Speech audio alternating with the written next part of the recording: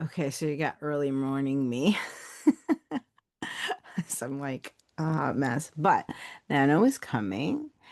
It's back, Nano 2.0, and I really wanted to be a part of it. I wanted to sort of have the whole NaNoWriMo buzz and feeling that I've had in the past that kind of like inspired so much of what is Stop Writing Alone.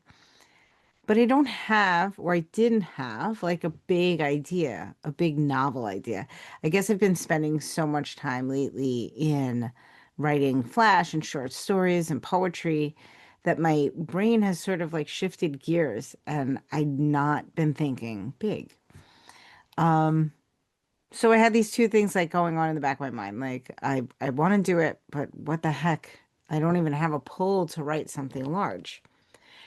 And add to this, like at mid-October, I came down with some crazy virus. After my son had pneumonia, I got a virus. I was just beaten down to like nothingness and had this morning where I was like, I don't feel, not that I need to feel inspired every single day of my life, but like I didn't feel any sort of creative hook. And I was like, I don't understand what's going on. I just had my birthday at the beginning of October, and I made a commitment to myself on my birthday that I would write every single day. And and that came in the form of doing writing prompts. I have all these writing prompt tools. I pull out a writing prompt every single day and kind of throw myself a mini writing prompt party every day since my birthday. 15 minutes, write on a prompt. Here's my little notebook. It's filling up. There's just lots of little, again, flash and tiny stories.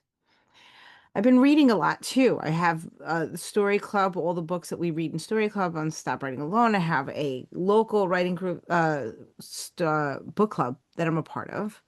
And then I've just been reading for fun on my own. So I have this morning that I wake up and I'm starting to feel a little bit better and need something to sort of like re-engage with the world. But writing has been happening and that wasn't kicking things off. Reading's been happening and that wasn't kicking things off. And then I remembered, the other thing I love to do is draw. And I did not participate in Inktober this month, which is an online sort of challenge that happens every year. I've done it a couple of times, and I was like, you know what? I'm just gonna sit here and draw. I'll pull out the Inktober prompts and I'll draw. And I drew, and if you follow me on my personal account on Instagram, you saw this already. I didn't know how long I was gonna go. I ended up spending just over an hour, and I did all 31 prompts all on one piece of paper. And I had fun, and I really felt like lighter afterwards. So I have this, and this is my piece of paper. I'll show you my piece of paper with all my crazy doodles on it that, whatever the prompt was, that's what they are now. Days pass. I'm talking to people in Stop Writing Alone about NaNoWriMo. I'm talking to them about like how I want to do it, but I got nothing. And we had the open mic night in Stop Writing Alone. And because I had just come out from that sickness, I didn't have anything really prepared. I said, you know what I'm going to read for you guys? I've been doing this notebook of stories. I have not yet looked back at them. Let me go back to story one and see what the heck I wrote, which is normally for open mic. I would take some time and like, polish something up. I just read my first draft and it was great because I totally forgot the story.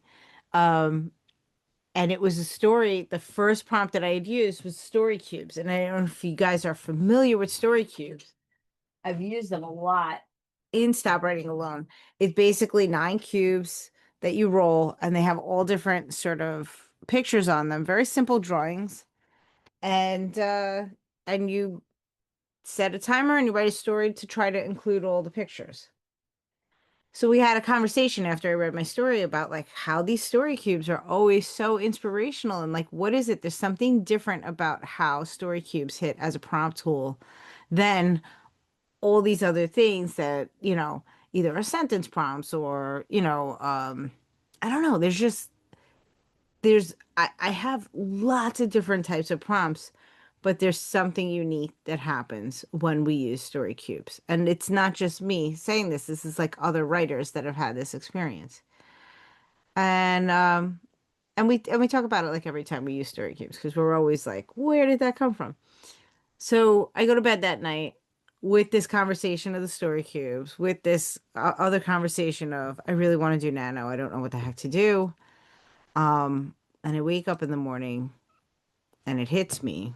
Because one of the things that I said in the conversation about story cubes is that they're a lot of fun, but 9 pictures, it also works because we're only writing a short story. You couldn't extend that to a novel because one of the things that we were talking about with the story cubes is how they force you to make connections with weird things. Like you're forced into connecting, um, like a turtle with a hourglass, and you have for us in the writing prompt part, you have 15 minutes, you have a couple of pages, and it's like these things have to come together.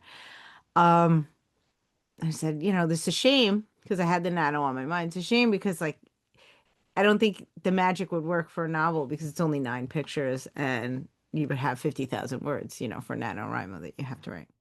And then I woke up and I realized that this thing is kind of like a giant story cubes with 31 pictures instead of 9. And I said, I don't know what the heck I'm going to write this November, but this is my prompt. This is my prompt. I'm going to write a novel and use this as the what's going to happen. Not necessarily the words that inspired, not the prompts, but looking at those pictures as they are, kind of the same way that I would with story cubes, and then um go from there. So this is it. This is the beginning of my Nano 2025. I made a binder for it. I thought this was very clever that she's drawing. But that's, I had time. And I had this old binder from Yubi that also has doodles on it. And I was saying to one of my writer friends, Jackie Dana, I was like, I'm using this binder too in case like while I am writing, I feel like I need something else. I can glance at the binder and see where that takes me. But yeah, I'm gonna go for a wild ride of crazy writing, not knowing where I'm going. I've always been whatever we call it, either a discovery writer or a pantser. Like that's my happy place when it comes to writing novels. So this is that on um steroids, I guess, because I'm really not sure um what what's going on.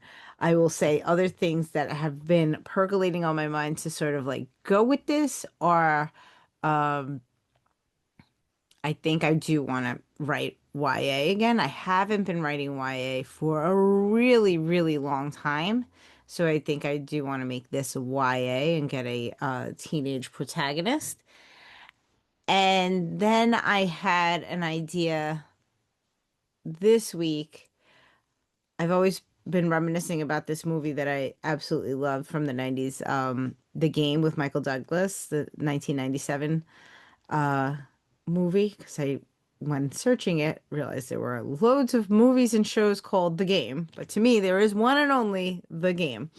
I hadn't watched it in a really long time, but I actually gave myself a little artist date earlier this week and sat down and watched The Game again because there's something about the energy of that movie, or at least my memory of the energy. I wanted to see if it was still there that I think I want to bring to this project as well.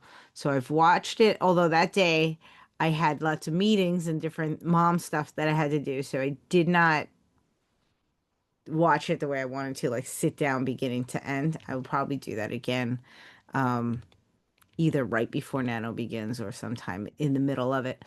And that's it. So that's my unnamed. That's I don't know if you noticed here on my binder. This is a blank. I do not have a working title yet because I don't know what's happening. So I keep talking about it as my doodle novel or yeah, that's really it. The doodle book, the drawing novel. Uh but I don't know. I just saw that Nano 2.0 on Instagram was asking us to describe our project in like a couple of sentences. And I was like, I can't do that. I can't do that. I was like, let me just sit here and um, explain where I'm at. So, yeah. I don't know what's happening, but I'm excited, and that is the one hope that I had for November to get excited again and to sort of like re-engage with the nano of it all. So, do you have a nano project? Are you going back into this like new novel in November uh situation, or have you decided to just uh, move along with your current works in progress? I know that for me, I've always said that Nano was a really great sort of teaching moment or a learning moment for new writers to see like what you're capable of and how to fit writing into your life, to take this commitment and say, for these 30 days, I am going to write 50,000 words and learn your schedule, learn your where the writing fits in your life. Um, but once you have that, you don't necessarily need challenges like this anymore. So I know a lot of the writers that have been around Stop Writing Alone since the beginning are sort of like, yeah, no, it's not as exciting anymore because they've learned where writing fits, and it's just a part of their life. They don't want to shift gears and do something different. They've got it. They're in the groove. But I always love the energy that comes around with these challenges, so I'm gonna jump right in. And for me, it almost is like a learning experience again because I've stepped away from longer writing projects. So it's like, how does it fit, and how do I get into that gear again? It's been a while. So I'm here for it. Let me know where you are. I'm going to see where I can post this video or audio, and I'll probably put it on the Substack to see where everybody's at. But that is what I'm thinking for my project for November. So in Stop Writing Alone, you will see I'm going to add more write-ins for the month for anybody that wants to do that or just join us. To do your regular writing project anyway. So I'll see you then. And thanks for listening. Thanks for watching. And wish me luck. And I'll let you know what the heck this becomes. At the end of it is going to be like some horror novel, adult, violent thing. It's like, Nicole, I thought you were writing YA. I told you I didn't know. I don't know. Anything can happen. Okay, guys. Happy writing.